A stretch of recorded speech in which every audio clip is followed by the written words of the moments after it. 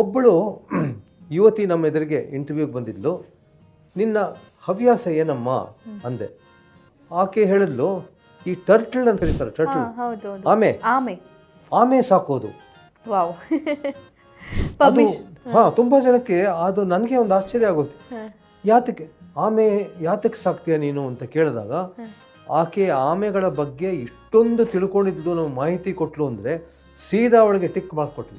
ಯಾವ ಸ್ಟೇಟ್ನವ್ರು ಸರ್? ಅವರು ಉತ್ತರ ಪ್ರದೇಶ ಅವರು. ಕೆಲವರಿಗೆ ಕೆಲವು ಆಸಕ್ತಿ ಇರುತ್ತೆ. ತುಂಬಾ ಜನ ಏನು ಹೇಳ್ತಾರೆ ಅಂದರೆ, ನಿಮ್ಮ ಹವ್ಯಾಸ ಏನು? ನನ್ನ ಹವ್ಯಾಸ ಸಿನಿಮಾ ನೋಡುವುದು.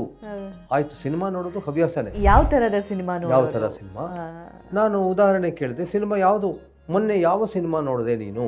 ಈಗ ಯಾವುದೇ ಸಿನಿಮಾ ಆಗಿರಲಿ, ಈ ಕಮರ್ಷಿಯಲಿ ಸಕ್ಸಸ್ಫುಲ್ ಸಿನಿಮಾ ಆಗಿರಲಿ, ಬೇರೆ ಏನಾಗಿರಲಿ, ಆ ಸಿನಿಮಾಯಿಂದ ನಿನಗೆ ತೊಗೊಂಡಂಥ ಮೆಸೇಜ್ ಏನು, ನೀನು ತೊಗೊಂಡಂಥ ಮೆಸೇಜ್ ಅದು ಅವರಿಗೆ ಹೇಳೋಕ್ಕಾಗಿಲ್ಲ.